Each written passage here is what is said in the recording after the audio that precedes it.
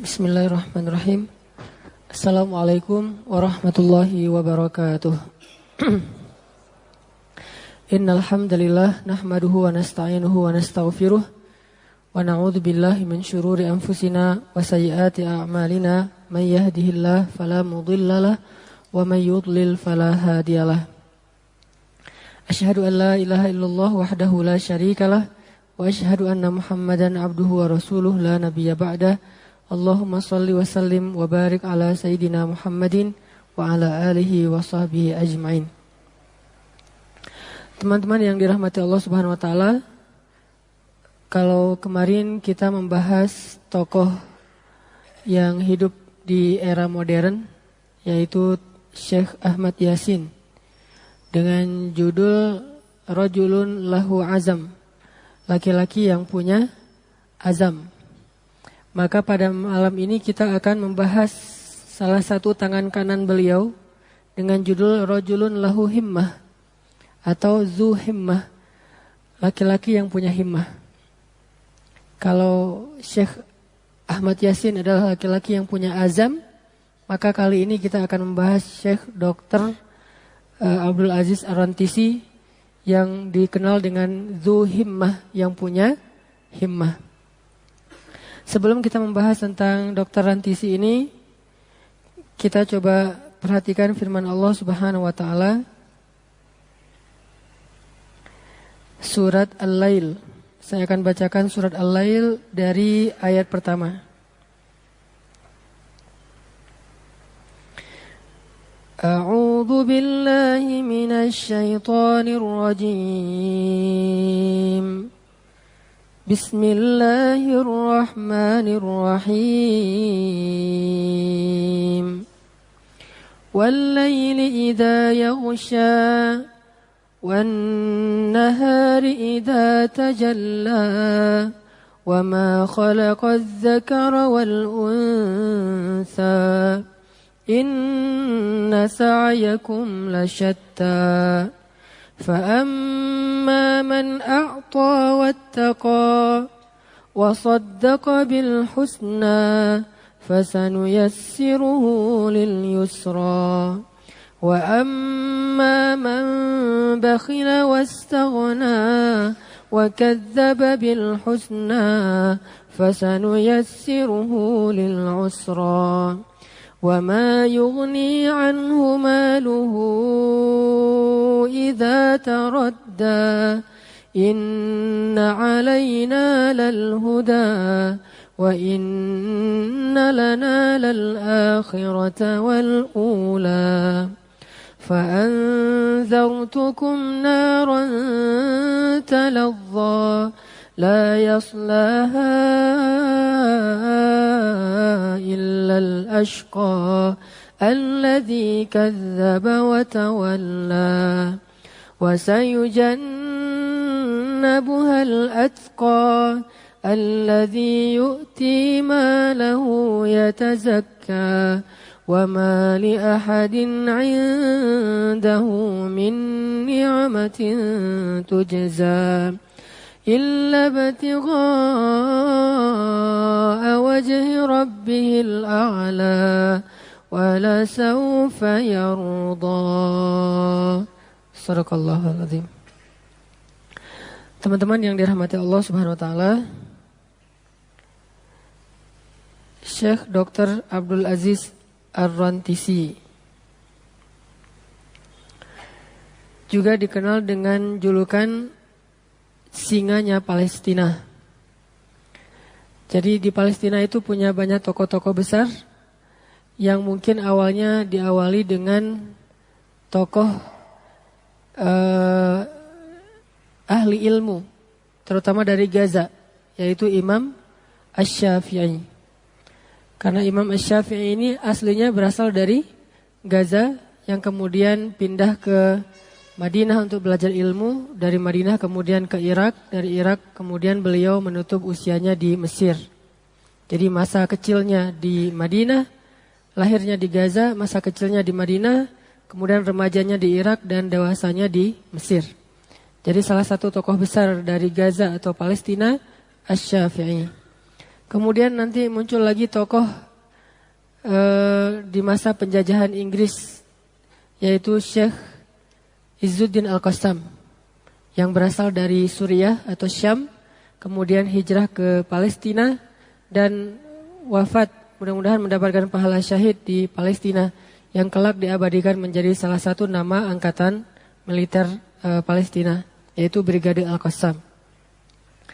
Kemudian muncul lagi nama tokoh yang kemarin kita bahas, Syekh Ahmad Yasin, seorang laki-laki yang penuh dengan keterbatasan, lumpuh, dan kemudian juga putus sekolah, miskin, anak yatim, tinggal di kamp pengungsian, tetapi anak yang dengan segala keterbatasannya ini kelak menjadi salah satu rohilatan, orang yang punya pengaruh dan mengangkat atau mengambil beban kaum muslimin, yaitu beban kaum muslimin di Palestina, dan di tangan yang berkahnya lah akhirnya lahir sebuah kelompok pergerakan yang kita kenal dengan gerakan Hamas atau Harakah Mukawamah, yang disingkat dengan Hamasah atau Hamas.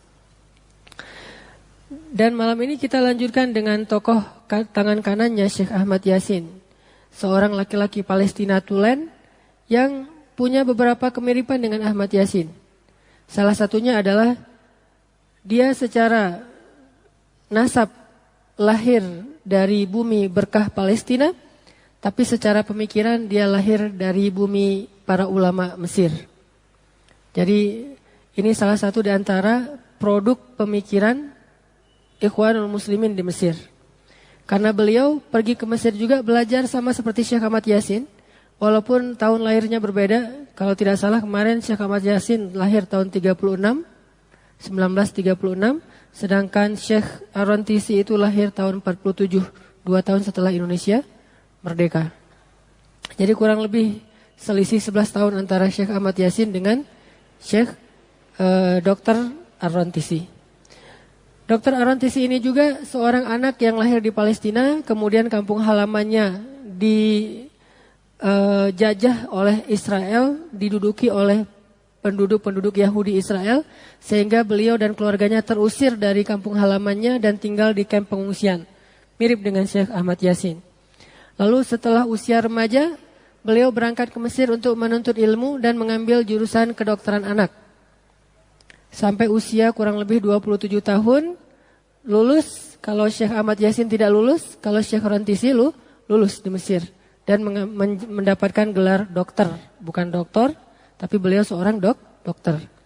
Tapi walaupun beliau seorang dokter, beliau tidak menghabiskan usia dan keilmuannya dengan praktek atau di rumah sakit. Justru beliau habiskan di pengasingan, di penjara, dan di medan-medan jihad fi sabilillah. Jadi agak-agak kurang nyambung nih ilmu kedokteran dengan profesinya sebagai mujahid. Dan itu hal yang wajar. Bukankah banyak yang lulusan ITB kemudian jadi pengusaha? Di ITB-nya planologi, tiba-tiba jadi pengusaha kuliner misalnya. Ini enggak nyambung juga, tapi ya enggak masalah. Ada yang lulusan Mesir terus jadi pengusaha properti. Ada teman saya yang kayak gitu. Ada yang lulusannya dari misalnya stand up comedy, tiba-tiba jadi ustadz juga mungkin ada gitu ya. Atau mungkin someday akan ada. Ini sesuatu yang qadarullah, Allah yang menentukan jalur hidup seseorang. Walaupun tetap ilmu kedokteran beliau dipakai untuk kebutuhan kaum muslimin, terutama yang menjadi korban perang di Palestina. Jadi beliau berangkat ke Mesir, belajar ilmu kedokteran di Mesir, tetapi ternyata yang paling berkesan bagi beliau selama tinggal di Mesir itu bukan hanya ilmu kedokterannya, tetapi ilmu harakah dan fikroh, pemikiran tentang pergerakan. Sehingga semangat-semangat pergerakan yang beliau rasakan di Mesir bersama ulama-ulama dan tokoh-tokoh pergerakan di Mesir akhirnya memberi beliau sebuah kekuatan, ke sebuah semangat, sampai ke sebuah himmah, sebuah cita-cita. Jadi bukan hanya amal, karena dalam bahasa Arab itu cita-cita punya banyak istilah, tapi yang paling bagus itu adalah himmah, punya cita-cita yaitu ingin memperoleh pahala syuhada di sisi Allah Subhanahu wa taala. Inilah cita-cita beliau. Sama kayak kalau kita dulu pernah membahas kisah tabi'in dan sahabat. Ada 4 orang anak muda yang sedang baru selesai tawaf di depan Ka'bah. Kemudian mereka berdoa kepada Allah. Ada yang berdoa, ya Allah jadikanlah saya Amir Irak, gubernur Irak. Semoga dengan begitu saya akan banyak akan banyak memberikan keadilan. Akhirnya dia jadi gubernur Irak. Ada lagi yang bercita-cita jadi khalifah, akhirnya dia jadi khalifah. Ada yang ketiga bercita-cita jadi ahli ilmu, akhirnya dia jadi ahli ilmu. Dan yang keempat bercita-cita as'alullahal jannah, pengen masuk surga. Dan mudah-mudahan dia pun seperti 3 orang temannya mendapatkan apa yang dia cita-citakan. Ini namanya rajulun zu himmah, orang yang punya himmah. Sekarang kita tanya kepada diri kita masing-masing. Karena inilah yang akan menuntun arah hidup kita. Anak muda harus punya himmah. Kalau dia tidak punya himmah, maka dia tidak tahu apa yang harus dia lakukan. Karena dia tidak tahu apa yang harus dia capai. Mungkin pengen jadi sesuatu itu punya, cuman bukan himmah. Baru disebut dengan khawatir. Pengen sih, cuman gak kuat. Belum jadi himmah, belum jadi azam. Baru sekedar khawatir. Khawatir yang kelak jadi bahasa Indonesia kuatir. Khawatir ini artinya keinginan-keinginan yang muncul sekilas dalam diri kita, tapi gak kuat. Ini bukan ciri-ciri syabab. Karena salah satu di antara ciri khas pemuda, zu himmah, punya himmah. Sebagaimana Rontisi di usia 28 tahun, himmahnya adalah pengen syahid di jalan Allah. Dan kata Nabi, siapapun yang meminta syahid, pasti Allah kabulkan. Walaupun meninggalnya di atas tempat tidur. Itu salah satu doa yang pasti diijabah kalau sesuai dengan hatinya. Kalau Ahmad Yasin punya azam, ingin melakukan sebuah perlawanan untuk membebaskan bumi Palestina. Azam itu kemudian melahirkan sebuah gerakan besar yang dikenal dengan Hamas. Jadi laki-laki atau anak muda harus punya himmah atau azam. Inilah yang akan menjadikan dia beda dengan yang lain. Bukan penampilannya, bukan ketenarannya, eksisnya, sosial medianya dengan followers yang banyaknya. Bukan itu yang membedakan dia dengan yang lain. Jadi kalau kita sekarang mungkin trennya adalah membedakan seseorang itu dari sisi seberapa tenar dia, sering masuk TV atau jadi selebgram dengan followers yang banyak, dengan sering ngeposting dan segala macam. Bukan itu yang membedakan seorang pemuda dengan pemuda yang lain. Dalam Islam, yang membedakan seorang pemuda dengan pemuda yang lain adalah himmah dan azam. Dan inilah yang menjadi ciri khas seorang rajul, seorang laki-laki. Kalau teman-teman baca kisah para sahabat dulu, dari zaman sebelum Islam, ciri laki-laki itu adalah punya himmah dan azam. Dari zaman sebelum Islam. Sehingga orang yang tidak punya himmah dan azam itu di masa jahiliyah pun sudah rendah kedudukannya. Apalagi di masa Islam. Kayak misalnya Khalid bin Walid. Dia punya saudara tiri, beda ibu tapi sama ayah, satu ayah. Saudara tirinya Khalid namanya Walid. Walid bin Walid.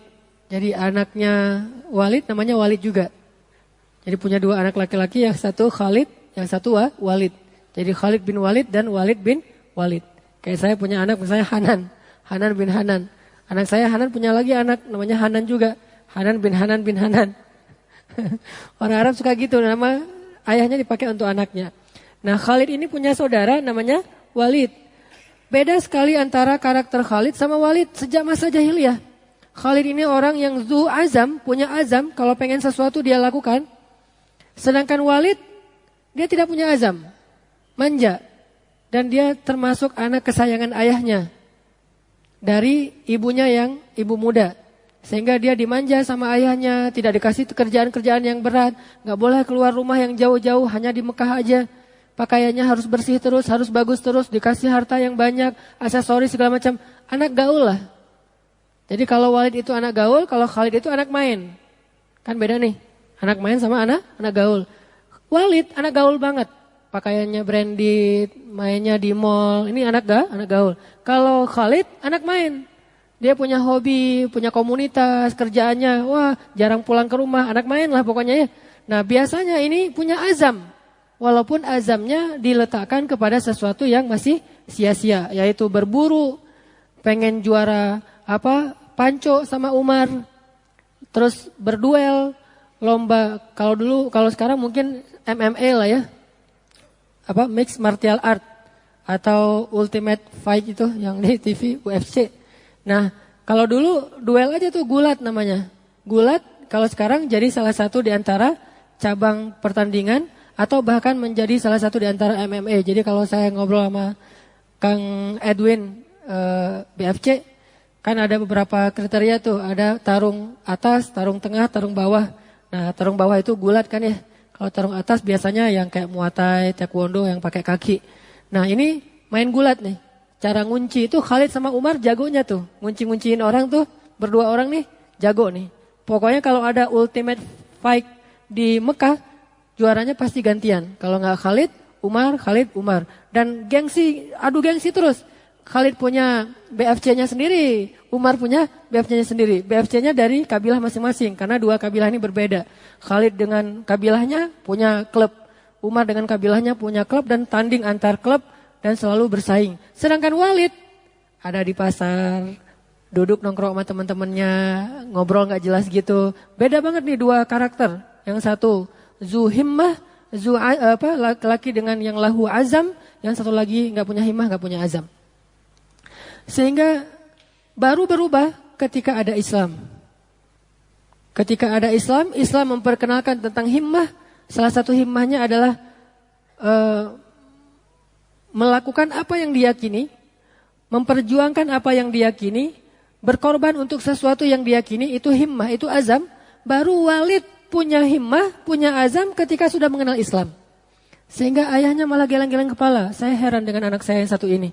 Saya kenal dia laki-laki yang biasa aja, tapi sekarang dia berubah menjadi laki-laki yang punya himmah, punya azam. Jadi seorang cowok banget gitu. Walaupun bertarung gak sejago Khalid, tapi dia punya mental laki-laki sejak dia mengenal Islam. Yang akhirnya kemudian dia lebih dulu masuk Islam daripada Khalid bin Walid. Dan masuk Islamnya juga luar biasa. Perang Badar, dia udah masuk Islam, tapi masih di pihak musuh. Salah satu di antara orang Muslim yang berada di pihak musuh, tapi perang Badar melawan Nabi. Cuman pas terjadi peperangan, dia gak berperang. Dia pegang senjatanya terus dia buang, dia diam aja di tengah-tengah peperangan. Itu Walid nih, agak-agak unik cara perangnya. Sehingga pas dia diam aja, ketangkap sama kaum muslimin, dijadikan tawanan. Ketika udah jadi tawanan, kemudian Khalid datang jauh-jauh ke Madinah untuk menebus Walid, adiknya. Setelah ditebus, baru kemudian Walid mengatakan, asyhadu alla ilaha illallah, asyhadu anna Muhammadar Rasulullah. Khalid tanya, kenapa kamu suruh saya tebus kamu dulu baru kamu syahadat? Kenapa enggak dari tadi aja kamu syahadat supaya enggak perlu ditebus? Kata Walid, kalau saya syahadat dalam keadaan ditawan, maka orang akan mengira saya syahadat karena takut. Enggak punya pilihan. Makanya saya tunggu kamu tebus saya dulu. Setelah kamu tebus saya merdeka, bebas untuk menentukan pilihan antara masuk Islam atau tidak. Dalam kondisi seperti itulah saya memilih Islam, karena itulah pilihan seorang kesatria. Kesatria tidak boleh dipaksa. Ini jiwa ini muncul bagi mereka setelah memahami Islam. Oh, kalau misalnya pas ditawan, asyhadu alla ilaha illallah, itu enggak kesatria, itu penakut. Walaupun dia diterima Islamnya, tapi Islamnya tuh rendah. Makanya dia minta dulu, hatinya udah beriman, cuman belum baiat, belum syahadat. Dia tunggu sampai ditebus, begitu udah selesai ditebus, udah free, saya enggak punya lagi tanggungan apa-apa, baru dia bilang asyhadu alla ilaha illallah. Dan Khalid pun menyesal sudah menebus Walid, karena Khalid masih belum masuk Islam waktu itu. Ini juga terjadi pada Ikrimah anaknya Abu Jahal. Ketika terjadi perang Fathu Makkah, kan Ikrimah lari tuh. Ikrimah lari, kemudian Sofwan bin Umayyah, tuannya Bilal bin Rabah, lari ke Jeddah. Dijemput sama keluarganya masing-masing. Kalau Ikrimah dijemput oleh Khalid. Kata Khalid, ya Ikrimah, ayo kita balik ke Mekah. Nabi Muhammad Rasulullah menjamin keselamatan kalian. Kata Ikrimah, benar kan? Benaran bahwa keselamatan kami dijamin? Kata Khalid, benar. Akhirnya pulanglah Ikrimah ke Mekah. Diundang oleh Nabi ke dalam tenda Nabi, ke kemah Nabi. Datang Ikrimah ke tenda Nabi, kemudian Ikrimah datang sebagai seorang kesatria, Lalu dia bertanya kepada Rasulullah, "Ya Muhammad, bagaimana nasib kami hari ini? Kalau kami tidak beriman, apakah kami akan dibunuh?" Kata Rasulullah, "Tidak wahai Ikrimah, ini negerimu. Kamu bebas tinggal di sini. Mau beriman, tidak beriman, pokoknya kamu boleh tinggal di sini sesuka kamu. Ini juga negerimu. Antum tulaqo, kalian bebas," kata Nabi. Setelah Nabi mengatakan bebas dan dia punya pilihan, baru Ikrimah mengatakan, "Kalau begitu dipegang tangan Rasulullah, asyhadu an la ilaha illallah wa annaka rasulullah." Kenapa tunggu dibilang bebas dulu baru beriman? Karena mereka tidak mau menyatakan keimanan karena terkesan takut, gak punya pilihan. Itulah kesatria. Dan itu himmah, azam, itulah rajul, itulah syabab. Gitu juga dengan tadi Walid bin Walid. Baru Khalid bin Walid mengatakan, "Saya bangga sekarang dengan Walid bin Walid yang dulunya gak punya himmah, sekarang dia punya himmah walaupun di dalam hal yang saya tidak sependapat dengan dia, tapi sama-sama punya himmah." Itu juga terjadi kepada anaknya Suhail, Abu Jandal ya. Abu Jandal. Kakaknya namanya Abdullah, adiknya namanya Abu Jandal. Ini sama persis kayak Khalid sama Walid. Kakaknya anak main, Abu Jandal anak gaul. Kalau keluar rumah pasti beda tuh. Yang satu pakaian main, yang satu lagi pakaian jalan-jalan. Abu Jandal wangi. Abu Jandal itu kalau sebelum Islam mirip seperti Mus'ab bin Umair. Masih ingat cerita Mus'ab bin Umair yang parfumnya di Mekah cuma ada satu? Yang 100 gram harganya 20 juta. Parfumnya Mus'ab bin Umair. Kalau dia pakai parfum, dia jalan, semua orang tahu bahwa Mus'ab baru lewat. Karena tidak ada yang memakai parfum itu di kota Mekah. Sehingga cewek-cewek kalau udah nyium parfum itu, semuanya pada histeris. Mus'ab, Mus'ab, Mus'ab. Saking kerennya Mus'ab. Rambutnya panjang. Dan secara fisik wajahnya paling mirip dengan Rasulullah SAW. Sehingga beberapa kali pernah orang salah. Rasulullah, bukan saya Mus'ab. Salah. Saking miripnya. Apalagi kalau diposting terus diedit dikit udah mirip tuh. Mus'ab bin Umair sama Rasulullah. Cuma kita gak punya fotonya Mus'ab. Nah, ada Abdullah, ada Abu Jandal. Abdullah ini azam sekali. Dari awal Islam muncul dia sudah memeluk agama Islam. Dan ketika dia memeluk agama Islam awalnya dia galau. Antara masuk Islam atau ngikutin orang tua. Dia duduk sendiri. Tiba-tiba datang Umar bin Khattab di sebelahnya. Umar tanya, "Mahmum?" Kata Umar. Galau, bahasa Arabnya mahmum. Galau gitu? Kata Abdullah, "Iya sih dikit," kata Abdullah. Galau dikit ya. Terus kata Umar, "Mahammuk? Apa yang buat kamu galau?" Kata Abdullah, "Ya Umar, haruskah kita mengikuti keinginan nenek moyang kita dan orang tua kita dan mendustakan bisikan di dalam hati kita sendiri?" Umar langsung mengatakan, "Waihak, apakah Islam yang membuat yurawiduk, yang membuat kamu galau?" Kemudian Abdullah diam, kata Umar, "Kalau yang kamu maksud adalah Islam, maka kalau kamu masuk Islam, kamu menjadi musuh saya, tetapi saya respect sama kamu. Tapi kalau kamu mengikuti orang tua dan nenek moyangmu, kamu menjadi teman saya, tetapi saya tidak respect sama kamu. Silakan pilih. Saya nggak ngerti ngasih nasihat yang mana. Kamu masuk Islam, berarti sejak saat ini kamu jadi musuh saya, tetapi saya respect. Saya salut. Cuman kalau kamu mau cari aman, kamu tidak masuk Islam, maka kamu menjadi teman saya, tapi saya tidak respect sama kamu sebagai pengecut." Ini nasihat laki-laki nih. Dia mau memilih sifat laki-laki yang pemberani dan tidak bisa diatur oleh orang lain kecuali dengan kebenaran yang dia yakini, atau mau memilih sifat aman. Akhirnya kata Abdullah, "Engkau telah memberi saya nasihat." Langsung paginya dia mengatakan, "Wahai ayah, apakah ayah bangga jika anak ayah ini menjadi seorang musuh yang penuh dengan keberanian?" Kata ayahnya, "Itu hebat." Atau menjadi seorang teman tetapi dengan penuh rasa takut. Justru yang pertama lebih baik. Tapi yang paling baik adalah teman yang penuh dengan keberanian, kata ayahnya. Kata Abdullah, "Wahai ayah, saksikanlah saya sudah masuk Islam. Asyhadu an la ilaha illallah wa anna Muhammadar Rasulullah." Ayahnya langsung mengusir Abdullah. Awal itu langsung dia punya azam, langsung dia memeluk Islam. Gak perlu banyak berpikir. Ini namanya laki-laki. Gak gampang galau. Jadi galau itu bukan sifat syabab. Galau itu bukan sifat laki-laki. Galau itu sifat budak. Entah sejak tahun berapa galau itu menjadi identitas anak muda.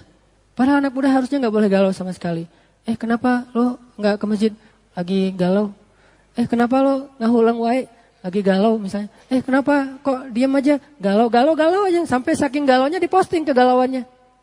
Jadi menikmati dan merayakan kegalauan. Posting, lagi galau. Postingannya apa? Tanda tanya. Siapakah dia? Saking galau terus masalah jodoh. Kapan mau ngurus negara? Kapan mau ngurus peradaban? Kapan mau ekspansi dakwah? Kalau masalah jodoh aja bikin galau. Gak bisa belajar, gak berprestasi, gak bisa ngapa-ngapain. Terus saja kayak mayit hidup. Gara-gara mikirin siapakah dia yang di Lauhul Mahfuz. Bikin lagu, syair, novel, cerpen. Semuanya tentang kegalauan. Gitar di kamarnya sendiri hancur atau patah hati atau apapun lah. Ini bukan syabab. Syabab, lihat Muhammad Al-Fatih. Di usia belasan tahun, gambar yang paling sering dia lihat adalah peta. Makanya kata para ulama, geografi itu dulu adalah saqafatul muluk, wawasan para raja. Entah sejak kapan geografi itu jadi pelajaran di sekolah biasa. Dulu geografi itu adalah wawasan para raja. Tidak diajarkan kecuali kepada calon-calon raja. Itu geografi dulu. Eksklusif, ilmu yang sangat penting. Sehingga salah satu ilmu private-nya Muhammad Al-Fatih sejak dia usia remaja, ilmu geografi. Dan geografi bukan bicara tentang letak dan jarak-jarak dan kawasan. Tapi bicara tentang ekspansi kerajaan. Bicara tentang himmah, bicara tentang obsesi. Dan kalau dia seorang muslim, obsesinya bukan sekedar menjadi raja dengan ekspansi yang luas, tetapi menyebarkan keadilan Islam ke negara-negara yang belum dikuasai.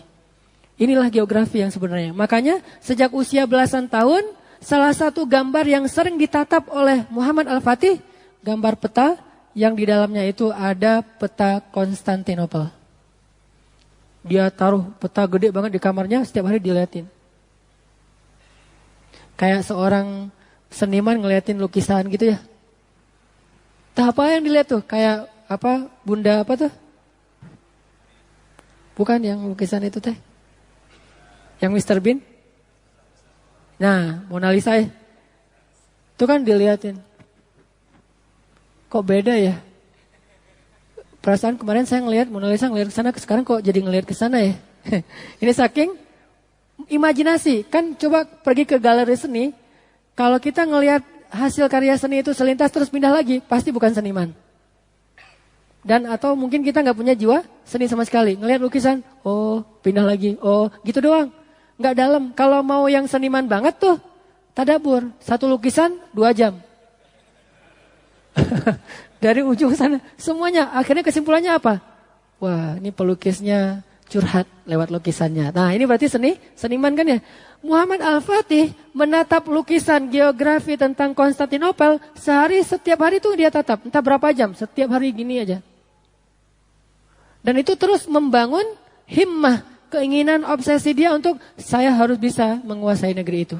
Saya harus membebaskan negeri itu. Saya harus mendapatkan negeri itu. Terus saja. Ini jadi mimpi dia yang membuat dia nggak bisa tidur, yang membuat dia nggak bisa ngapa-ngapain kecuali ngeliatin itu sampai akhirnya Allah berikan kepada dia kekuasaan. Maka sejak dia mendapatkan kekuasaan, obsesinya adalah Konstantinopel sampai akhirnya bisa dibebaskan di tangan dia sebagaimana tanabbu dari Rasulullah SAW. Inilah syabab. Inilah rajul, inilah pemuda, inilah laki-laki. Jadi salah satu PR ibu-ibu dalam mendidik anak laki-laki, nanti someday kita akan bahas gimana mendidik anak perempuan. Kalau khusus materi anak laki-laki adalah ibu-ibu punya PR gimana menanamkan himmah, obsesi kepada anak laki-laki. Itulah yang membuat dia menjadi rajul suatu saat nanti. Itu yang terjadi pada Muawiyah. Muawiyah ini punya ayah dan ibu yang sangat zuhimmah dan azam. Ibunya Hindun, ayahnya Abu Sufyan. Apa kata Hindun? Saya menyesal melahirkan kamu kalau kamu cuma menjadi seorang gubernur. Ini kata Hindun kepada Muawiyah. Saya nyesel. Ibu nyesel udah ngelahirin kamu, wahai Muawiyah.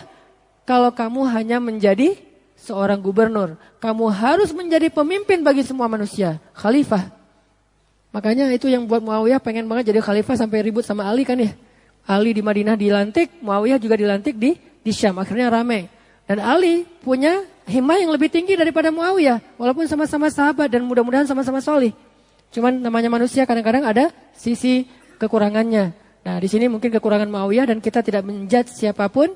Mudah-mudahan Allah pasti udah mungkin mengampuni Muawiyah dan memberikan lebih banyak kebaikan kepada dia. Intinya, kalau Muawiyah himmahnya adalah menjadi khalifah, penguasa alam semesta. Tapi kalau Ali himmahnya adalah menjadi pangeran surga. Bagi Ali ya, itu mah hanya titipan doang, hanya amanah. Begitu Ali dan Muawiyah sama-sama dilantik menjadi khalifah, tidak ada yang menghalangi Ali untuk turun kecuali menjaga kemaslahatan kaum muslimin. Tapi lama-lama melihat ini tidak sehat lagi, akhirnya Ali pun menyerahkan kekuasaan ini kepada Muawiyah setelah terjadi banyak sekali percekcokan. Walaupun setelah itu kemudian muncul orang Khawarij yang keluar dari barisan Ali dan seterusnya, Ali pun dibunuh, lalu kekuasaan di Madinah diberikan kepada anaknya pun menyerahkan lagi kepada Muawiyah. Bagi keluarga Ali ini tidak penting. Kalau ini dipertahankan murni karena kemaslahatan kaum muslimin, bukan karena obsesi pribadi. Intinya zu himmah. Muawiyah itu sudah dididik himmah oleh ibunya dari sejak kecil. Muawiyah masih usia 7 tahun, kata ibunya, ya Muawiyah. Kalau panggilannya apa? Muawiyah gitu susah cari panggilannya. Udah Muawiyah aja deh. Ya Muawiyah gitu, kata ibunya teh. Ibu capek-capek ngelahirin kamu, bukan cuma pengen lihat kamu jadi seorang laki-laki yang bahagia sama keluarga, punya istri yang cantik, punya anak yang banyak, terus weekend jalan-jalan ke Bali. Bukan itu tujuan ibu melahirkan kamu, wahai Muawiyah. Walaupun dulu gak ada Balinya. Ibu tidak melahirkan kamu dengan mengandung kamu 9 bulan, melahirkan kamu dengan bertaruh nyawa, kecuali ibu pengen melihat kamu menjadi seorang pemimpin yang besar. Dan ibu akan menyesal melahirkan kamu kalau kamu hanya seorang gubernur. Ali juga kayak gitu. Ali sejak lahirnya dari himmah orang tua. Pertama namanya bukan Ali. Saya lupa istilah singa. Kalau ada yang ingat. Haidar. Awalnya tuh namanya Haidar, bukan Ali. Jadi Abu Thalib itu lagi berdagang ke Syam, Ali lahir. Lahirnya di mana? Di dalam Ka'bah. Satu-satunya laki-laki yang lahirnya di dalam bangunan Ka'bah cuma Ali bin Abi Thalib. Lahirnya di situ. Kalau Ismail main di situ, kalau Ali malah lahir di situ. Saking luar biasanya Ali. Karena lahirnya gak ada ayahnya, ibunya langsung ngasih nama. Namanya Haidar. Haidar itu artinya singa. Dalam bahasa Arab ada puluhan istilah singa. Salah satunya Haidar. Ini namanya singa, Haidar. Saya berharap dia menjadi singa padang pasir. Ini himmah ibunya. Ayahnya pulang diganti. Kan nih tergantung ayahnya nih. Wah enak aja, dia kan lahir di tempat yang paling mulia. Masa namanya nama hewan? Haidar? Enggak, nama dia adalah tinggi, Ali, sesuatu yang tinggi. Makanya diganti dari Haidar menjadi Ali. Walaupun kelak tetap dipanggil sebagai Haidar. Akhirnya dia di dalam pertempuran adalah seorang yang Haidar. Semua lawannya takluk oleh Ali dengan satu kali ayunan pedang Ali. 2 orang musuh terkapar. Ini kekuatan Ali luar biasa. Bahkan sebagian orang mengatakan Ali itu bukan kekuatan manusia, tapi kekuatannya itu kekuatan mukjizat, seolah-olah hampir seperti seorang nabi, saking kuatnya Ali. Fisiknya tidak terlalu besar dan orangnya hitam manis. Jadi yang hitam-hitam manis ada contohnya gitu ya. Cari pembenaran. Saya mencari sahabat yang hitam-hitam manis. Biar nanti saya dibilang, kenapa Ustaz hitam manis? Enggak manis sih, hitam doang misalnya. Ada Ali bin Abi Thalib. Karena kalau yang putih-putih kayak Musa bin Umair, Rasulullah SAW putih kemerah-merahan, saya mah gak ada bakatnya. Akhirnya Ali ini hitam manis, orangnya biasa aja tapi kekuatannya super. Bahkan punya beberapa karamah yang dari Allah Subhanahu Wa Taala. Sehingga Ali di dalam pertempuran adalah Haidar, tetapi di dalam majelis ilmu seorang yang mulia, yang tinggi, yang ilmunya luar biasa. Ini himmah dari orang tuanya. Bahkan nanti di akhirat dia mendapatkan kedudukan yang ulia, yang sangat tinggi. Kita kasih nama anak kita nggak pakai himmah, pakai bunyi. Yang penting udah enak didengar, udah kasih aja namanya. Nyarinya juga di Google. Cari Google. Wah ini kayaknya cocok nih, Akila, Sofia, Malika. Udah aja AAA gitu ya. Jadi disingkat apa sih? AFF gitu. Jadi kayak nama piala ya, piala AFF gitu teh. Nah ini gara-gara mencari bunyi, nggak punya semangat apa. Saya memberi nama anak saya Yahya Ayyash karena saya punya himmah. Saya punya sebuah cita-cita. Anak ini harus menjadi seorang yang lembut seperti Nabi Yahya, Tetapi seorang mujahid yang cerdas seperti Ayyash di Palestina. Salah satu tokoh yang kelak mungkin akan kita bahas, insinyur tuh, muhandis. Salah satu tokoh dari Hamas juga selain Rantisi. Saya kasih nama Yahya Ayyash. Sebetulnya pengen nama-nama yang besar, cuma nama anak laki-laki cuma satu, masa namanya Yahya Ayyash, Sulaiman, Umar, Khalid. Kan kepanjangan tuh. Pengen semuanya nih. Cuma ya udah terbatas.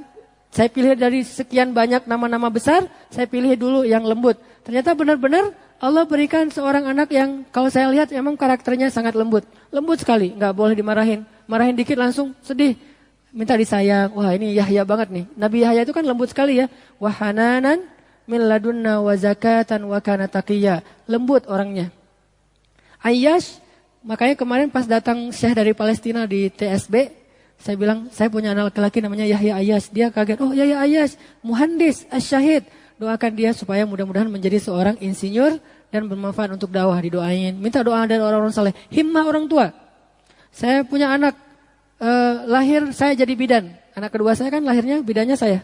Gak ada bidan, gak ada dokter. Begitu lahir brojol saya tarik aja. Saya jadi bidan. Karena lahirnya dalam kondisi kayak gitu, saya kasih dia nama Maryam. Bukankah Maryam ketika ngelahirin gak ada penolong? Kecuali Allah Subhanahu Wa Taala. Nah ini lahirnya gara-gara istri saya pas 9 bulan minum banyak habatus sauda. Mungkin cepat kontraksi. Akhirnya lahir gak sempat nyari pertolongan. Udah aja lahir. Wah tiba-tiba udah mau lahirin. Udah gak usah pakai pertolongan. Tutup pintu semuanya. Saya jadi bidan. Langsung wah pas lahir yang pertama dia lihat muka bapaknya. Wah ini bapak saya. Makanya dia paling dekat tuh sama saya. Kalau Aisyah yang pertama dekat sama ibunya. Kalau yang kedua yang keriting ini saya ajak ke laut, surfing. Karena dekatnya sama saya, soalnya wajah pertama yang dia lihat itu wajah jenggotan ayahnya ternyata. Dan karakternya juga mirip dengan saya, suka rame-rame, seru-seruan, gak kalem seperti kakaknya. Ini himmah, saya pengen dia seperti Siti Maryam yang menjaga ifah misalnya. Kalau yang satu lagi, saya kasih nama Aisyah, saya berharap dia menjadi ahli ilmu seperti Aisyah yang menghafal hadis. Gak memberi sembarangan nama, walaupun namanya mungkin kata orang pasaran, tetapi himmahnya tidak pasaran. Kenapa kasih nama pasaran banget Aisyah? Di mana-mana juga ada Aisyah, ntar panggilannya juga paling Ais gitu misalnya. Nggak masalah. Yang penting himmahnya tidak pasaran. Himmahnya insya Allah istimewa. Ini himmah dari orang tua. Seorang laki-laki, seorang anak muda harus himmah. Apa himmah kita? Ar-Rantisi, walaupun seorang dokter, himmahnya adalah syahid fi sabilillah. Makanya beliau, salah satu pidato beliau yang paling terkenal ya. Semua orang akan mati kata beliau. Ada yang mati gara-gara penyakit kanker, ada yang mati gara-gara serangan jantung, ada yang mati gara-gara diserang dengan Apache. Dan saya memilih untuk mati karena digempur dengan pesawat atau helikopter Apache. Dan meninggalnya benar-benar ditembak oleh Israel. Di satu mobilnya ditembak dengan sniper sehingga beliau syahid di tempat. Dan itu kejadiannya setelah beliau selama 1 bulan bersembunyi. Lalu pas jadwal beliau mau mengunjungi keluarganya, sebelum subuh beliau datang ke Gaza mengunjungi keluarganya dan keluar waktu setelah selesai sholat zuhur. Hari setelah selesai mengunjungi keluarganya, pulang dari keluarganya untuk sembunyi lagi, ada mata-mata, ada pengkhianat, akhirnya beliau ditembak oleh tentara Israel dan syahid di tempat sebagaimana yang beliau harapkan, meninggalnya sebagai syahidan. Tetapi setelah karya yang besar, membantu Syekh Ahmad Yasin dalam sebuah gerakan melawan penjajahan Israel. Ini udah Isya? 1 menit lagi. Ya, nanti kita lanjutkan insya Allah setelah selesai sholat Isya. Bismillahirrahmanirrahim.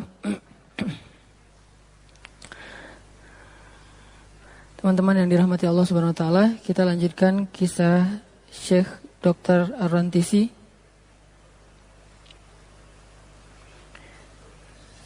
Dr. Ar-Rantisi ini mendapatkan cita-citanya untuk meninggal dalam keadaan syahid hanya berselang kurang dari 1 bulan setelah wafatnya Syekh Ahmad Yasin.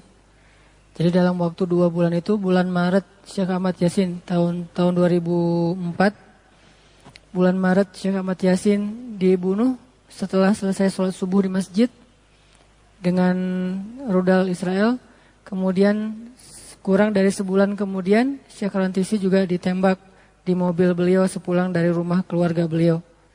Jadi dalam 2 bulan itu kaum muslimin di Palestina berduka atas wafatnya 2 tokoh besar. pendiri gerakan Hamas.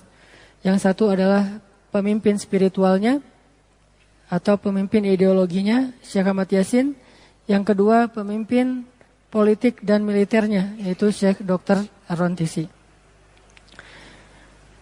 Kalau kita perhatikan tentang masa belajarnya Ar-Rantisi, usia 28 tahun setelah beliau menyelesaikan pendidikan dokternya di Mesir, beliau kembali ke Palestina dan langsung merapat menjadi muridnya atau dekat dengan Syekh Ahmad Yasin.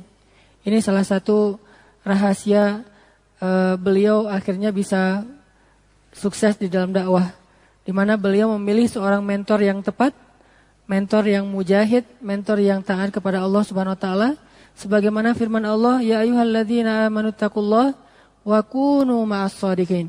Wahai orang-orang yang beriman, bertakwalah kepada Allah dan senantiasalah kamu dengan orang-orang yang shadiqin. Jadi kalau kita punya himmah seperti Syekh Ar-Rantisi, maka kita akan memilih teman yang bisa membuat kita lebih mudah mendapatkan himmah kita. Memilih guru yang membuat kita lebih mudah mendapatkan himmah kita. Ini ada tisu. Ada yang bawa tisu enggak? Ntar saya ambil. Oh ya, punten.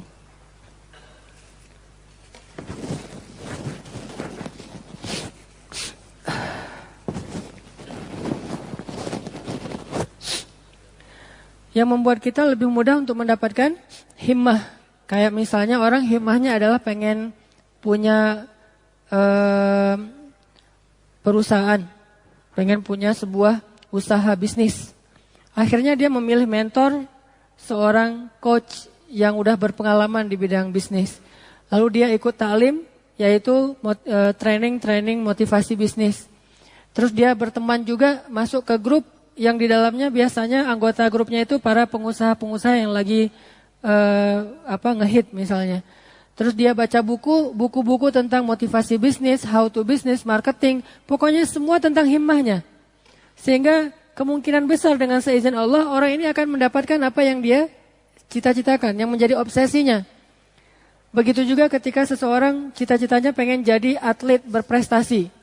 Maka dia akan, yang dia follow adalah atlet yang udah yang udah legend, yang terbaik misalnya.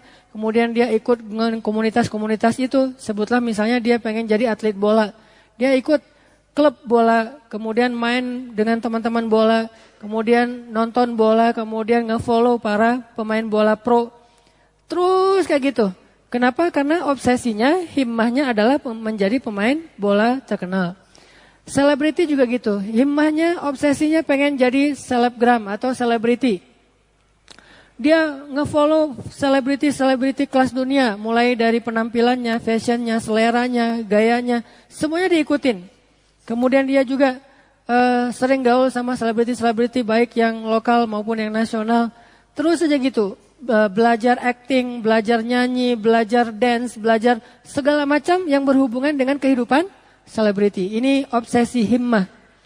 Nah, Syekh Ar-Rantisi punya himmah syahid di jalan Allah dan menjadi pejuang agama Allah. Himmahnya syahid, azamnya berjuang di jalan Allah. Sehingga akhirnya beliau mencari mentor yang bisa membuat beliau bisa mendapatkan himmahnya, yang bisa membuat beliau menyalurkan semangat azamnya.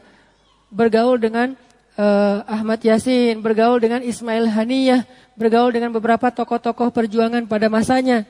Karena teman-temannya adalah orang-orang yang hamasah, akhirnya beliau terbawa dengan suasana teman-temannya. Bukankah Nabi mengatakan, Al-mar'u ala dini khalilih, seseorang tergantung agama temannya. Jadi semangat temannya itu akan kebawa kepada kita. Dalam analogi yang lain, kalau kita berteman dengan penjual minyak wangi, kita akan mendapatkan harumnya. Kalau kita berteman dengan seorang pandai besi, kita kecipratan apinya. Sekarang apa himmah kita? Lalu dengan himmah itu, azam itu, kita coba menyesuaikan dan mengadaptasikan semua hidup kita yang mengarah kepada himmah itu. Insya Allah kita akan menjadi seperti apa yang kita inginkan dengan seizin Allah. Apalagi kalau himmahnya pengen masuk surga. Kita follow semua orang yang dijamin masuk surga. Kita follow tuh, kita kepoin.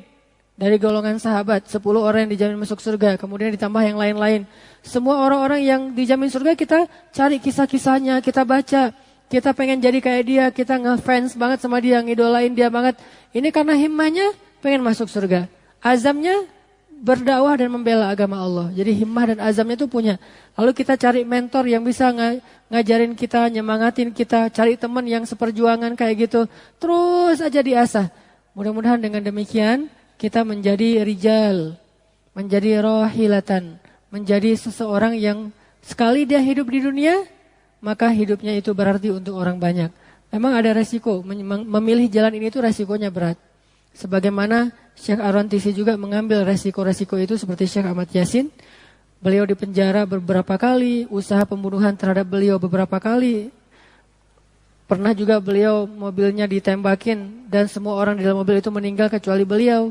Dan beliau luka parah, selamat lagi di tahun 2003. 2004 baru mereka berhasil memberikan hadiah untuk beliau yaitu syahid dengan ditembak di mobilnya juga sepulang dari rumah keluarganya. Bahkan di hari-hari, di tahun-tahun terakhir sebelum beliau syahid, beliau hampir tidak punya waktu untuk keluarganya. Dengan anak-anaknya jarang sekali bermain, jarang sekali liburan seperti keluarga-keluarga yang lain. Dan itu adalah resiko yang beliau ambil karena ingin meniti jalan para syuhada, ingin meniti jalan para pejuang. Dan inilah himmah yang membuat seseorang menjadi kuat, yang membuat seseorang berani berkorban, yang membuat seseorang melakukan hal-hal yang sulit dilakukan orang banyak karena himmahnya. Sekarang kita harus muhasabah, apakah kita seorang laki-laki sejati? Apakah kita seorang kesatria? Apakah kita seorang pemuda? Jawabannya apa himmah kita? Dan sebagai seorang muslim, tentunya himmahnya harus berhubungan dengan ridho Allah, berhubungan dengan jannah, surga Allah Subhanahu wa taala. Apa himmah kita? Lalu kuatkan himmah itu. Lalu apa azam kita untuk mendapatkan himmah tersebut? Lalu jaga azam tersebut dengan cara bergaul, dengan cara mencari mentor, mencari ulama, masuk dalam sebuah jamaah. Mudah-mudahan dengan demikian Allah Subhanahu wa taala mengabulkan cita-cita kita dan menjadikan kita salah satu di antara 1 dari 100 atau bahkan 1000 rahilatan yang menyambung perjuangan Nabi sallallahu alaihi wasallam. Jadi bukan hanya ngaji-ngaji doang, tetapi dari hasil ngaji ini muncul jadi alumni dari pengajian-pengajian kita ini keluarlah para tokoh-tokoh yang melakukan perubahan di masyarakat. Dengan potensi apapun yang dia punya. Enggak harus jadi ustaz. Bukankah Ar-Rantisi bukan seorang ustaz? Bahkan seorang Syekh Ahmad Yasin bukan ustaz. Tapi Ar-Rantisi menggunakan potensinya untuk membantu Syekh Ahmad Yasin. Ahmad Yasin menggunakan potensinya untuk membantu agama Allah. Dan mereka bukan sendiri. Yahya Ayyas seorang insinyur. Ismail Haniyah bukan juga seorang ustaz. Belum lagi nanti ada nama-nama besar yang lainnya. Semua mereka menggunakan potensinya untuk mendapatkan himmah yang diridhoi Allah Subhanahu wa taala. Makanya jadilah rahilatan. Jadilah rijal, jadilah syabab. Lakukanlah perubahan yang konkret di masyarakat. Jadilah magnet people. Keberadaan teman-teman yang udah ngaji ini di tengah masyarakat ditunggu, dibutuhkan, dikelilingi oleh orang-orang yang menitipkan amanah dan harapan kepada kita. Baru jadi seorang laki-laki yang sejati. Baru jadi khairun nas anfa'uhum linnas, sebaik-baik manusia yang paling banyak bermanfaat bagi manusia yang lain.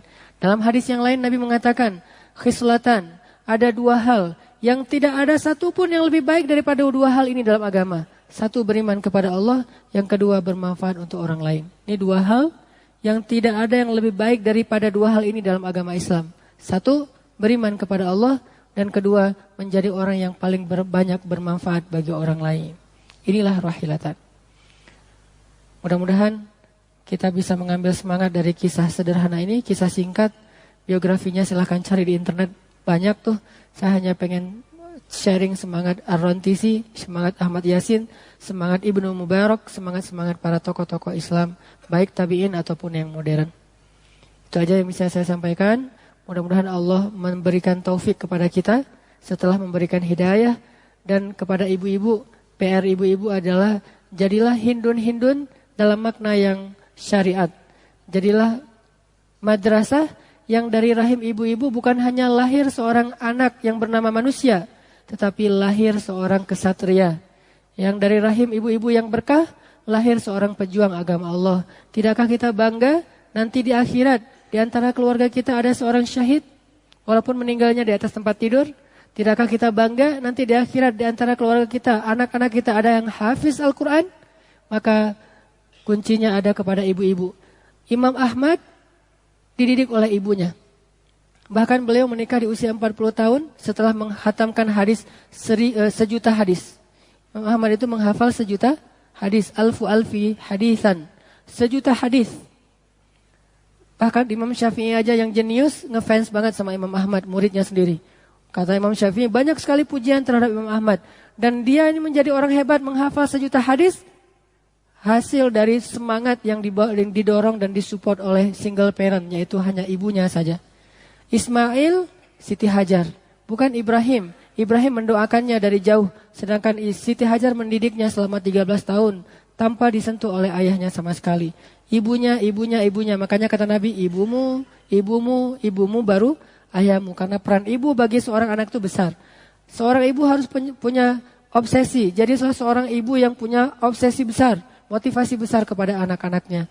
Mudah-mudahan dari sekolah-sekolah madrasah ibu, dari rumah-rumah ibu-ibu ini, nanti kita akan melihat suatu saat para pemimpin-pemimpin mulai dari presiden sampai camat yang hafiz Al-Quran, yang hafiz hadis, yang adil, yang humanis, yang visioner, yang taat kepada Allah Subhanahu wa taala, yang kemudian di malam hari mereka menjadi ruhban, menangis karena takut kepada Allah, di siang hari mereka menjadi fursan, para kesatria yang menunggangi kuda untuk membela agama Allah Subhanahu wa taala. Barakallahu li wa lakum. Mudah-mudahan Allah memberikan kita hidayah dan taufik dan menjadikan ilmu ini ilmu yang bermanfaat. Subhanakallahumma wa bihamdika asyhadu an la ilaha illa anta astaghfiruka wa atubu ilaik. Assalamualaikum warahmatullahi wabarakatuh.